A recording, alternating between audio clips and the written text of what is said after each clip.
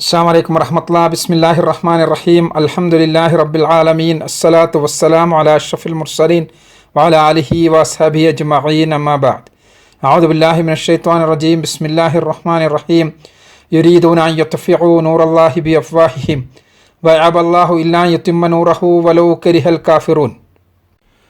ഏതാനും ആഴ്ചകൾക്ക് മുമ്പ് കാസർഗോഡ് ജില്ലയിലെ 21 പേർ അപ്രത്യക്ഷരാവുകയും അവർ IS-ൽ ചേർന്നു എന്ന സംശയം ഡിപ്പാർട്ട്മെൻറ്റ് പുറപ്പെടുവിക്കുകയും ചെയ്ത സാഹചര്യത്തിൽ ആ അപ്രത്യക്ഷരായ ആളുകളിൽ 4 പേർ പീസ് സ്കൂളുകളുമായി ബന്ധപ്പെട്ടവരാണ് എന്നതിൻ്റെ അടിസ്ഥാനത്തിൽ പോലീസ് അന്വേഷിക്കുകയും അതോടനുബന്ധിച്ച് പത്രപ്രവർത്തകരും മാധ്യമപ്രവർത്തകരുമെല്ലാം പല രൂപങ്ങളിലുള്ള കൂടിക്കാഴ്ചകൾ നടത്തുകയും ചെയ്തിരുന്നു. ആ സന്ദർഭത്തിൽ തിരുവനന്തപുരത്തുള്ള ഇന്ത്യ ടുഡേയുടെ ഏറെ നാളത്തെ പത്രപ്രവർത്തന പരിചയമുള്ള ഒരു ലേഖകൻ ദീർഘനേരം നീണ്ടുനിന്ന ഒരു ഇൻ്റർവ്യൂ നടത്തിയിരുന്നു.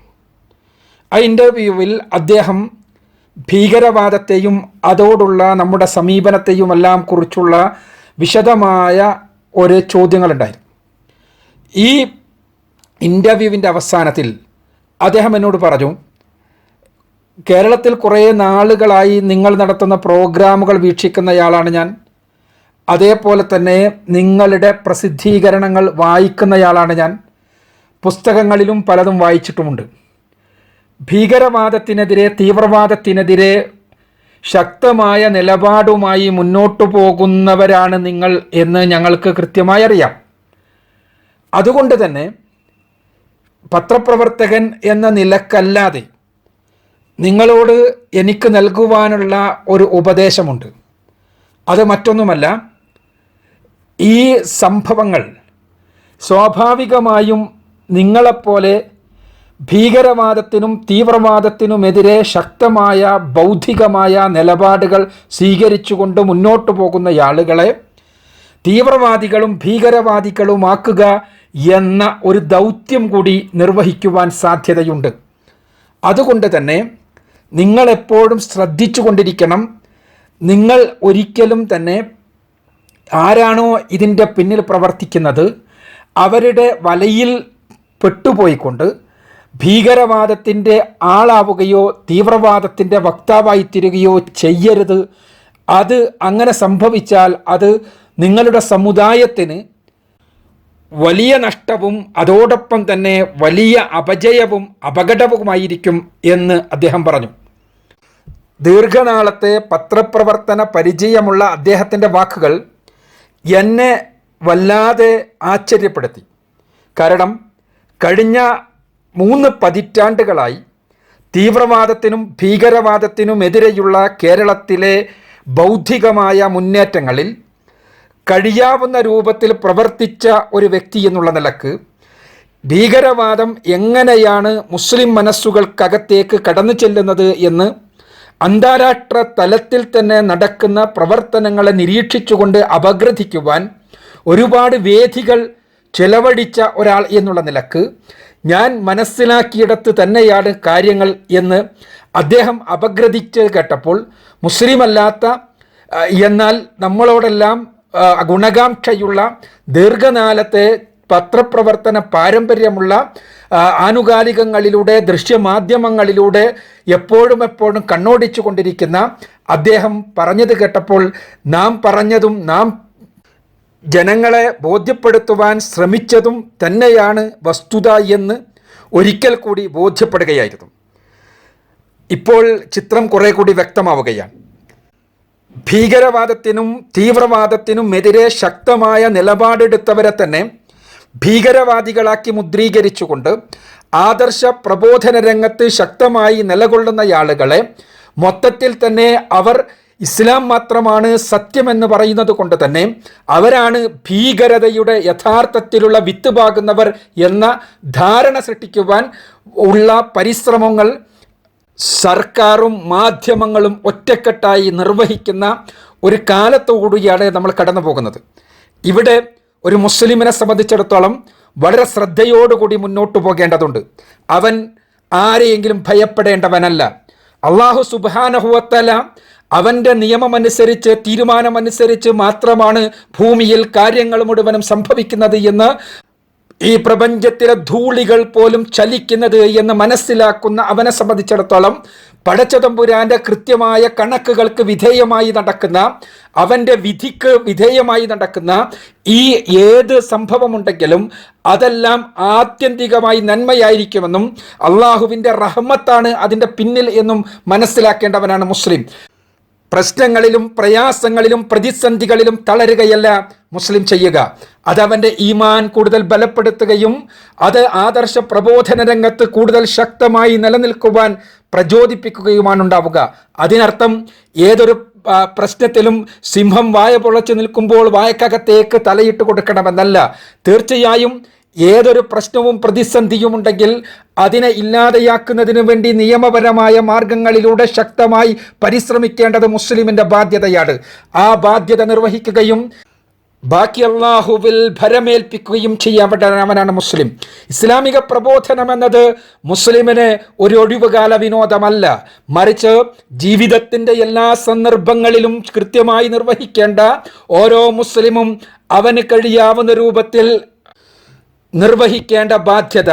ഈ ബാധ്യതയിൽ നിന്ന് തടയുവാൻ ഒരു സംഭവവും നിമിത്തമായിക്കൂടാ മുസ്ലിമിനെ സംബന്ധിച്ചിടത്തോളം.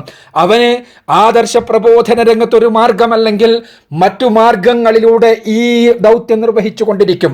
ഇസ്ലാമിക പ്രബോധകർ നമുക്കറിയാം ചരിത്രത്തിൽ ആ ബാധ്യത നിർവഹിച്ചതിന് ഒരുപാട് ഒരുപാട് ഒരുപാട് ഉദാഹരണങ്ങൾ സൃഷ്ടിച്ച ആളുകളാണ്.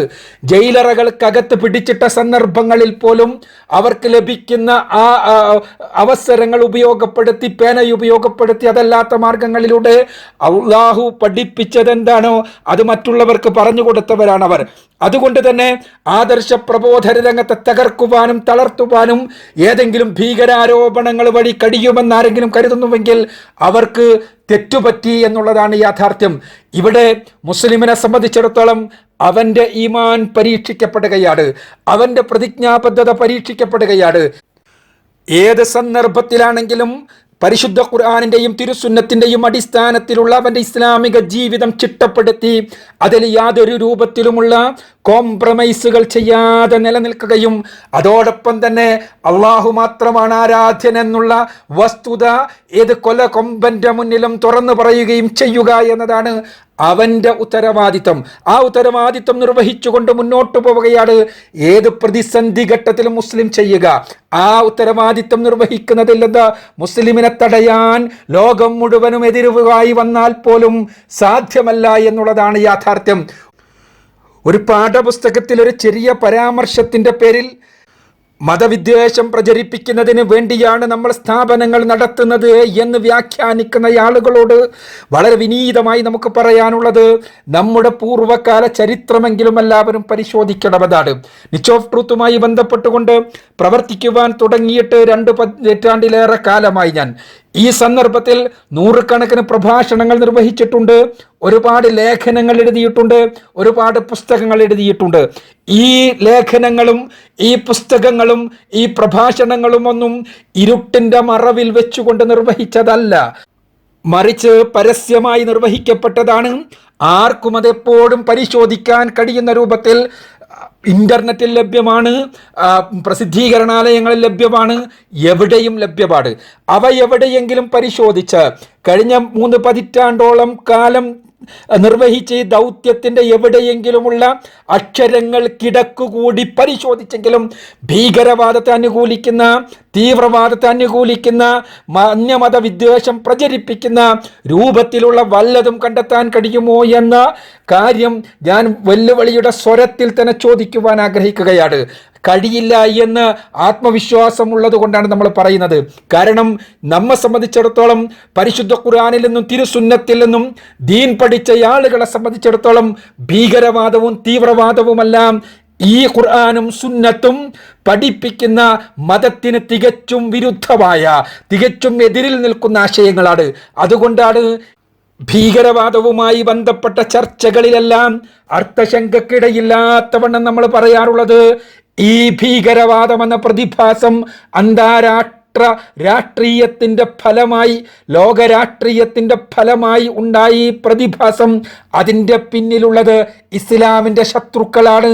അത് സാമ്രാജ്യത്വമാണെങ്കിലും സയണിസമാണെങ്കിലും ഫാഷിസമാണെങ്കിലും ഇസ്ലാമിൻ്റെ ശത്രുക്കളാണ്. ഭീകരവാദത്തിനാവശ്യമായ ബീജമുണ്ടാക്കുന്നത്, ആശയപ്രപഞ്ചം സൃഷ്ടിക്കുന്നത്, ആശയം നൽകുന്നത് എന്ന കാര്യം നമ്മൾ ആവർത്തിച്ച് പറയാനുള്ളതാണ്. ആ വസ്തുത തന്നെയാണിപ്പോഴും നമുക്ക് മനസ്സിലാകുന്നത്.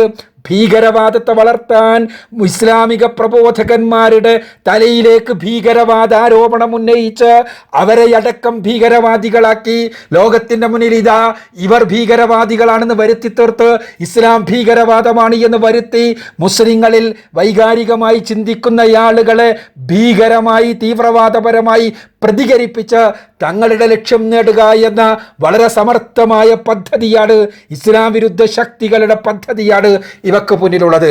അതുകൊണ്ട് തന്നെ ആദർശ പ്രബോധന രംഗത്ത് ശക്തമായി നിലകൊള്ളുകയും ആ രംഗത്തുള്ള വെല്ലുവിളികളെ അതിജീവിച്ചുകൊണ്ട് മുന്നോട്ട് പോവുകയും ചെയ്യുക. പ്രതിസന്ധികൾ ഉണ്ടാകുമ്പോൾ അത് അല്ലാഹുവിൻ്റെ പരീക്ഷണമാണ് എന്ന് മനസ്സിലാക്കി അവൻ്റെ സഹായത്തിന് വേണ്ടി പ്രാർത്ഥിക്കുക. ആദർശ രംഗത്ത് അടിയുറച്ചു നിൽക്കുക. അവിടെ ഒരു രൂപത്തിലുമുള്ള വിട്ടുവീഴ്ചക്ക് സന്നദ്ധമല്ലാതെ ആദർശ പ്രബോധന പ്രവർത്തനങ്ങളുമായി മുന്നോട്ട് ഗമിക്കുക. അതിന് അല്ലാഹു അനുഗ്രഹിക്കട്ടെ. വാഖിർ ദഅവാന അൽഹംദുലില്ലാഹി റബ്ബിൽ ആലമീൻ. അസ്സലാമു അലൈക്കും.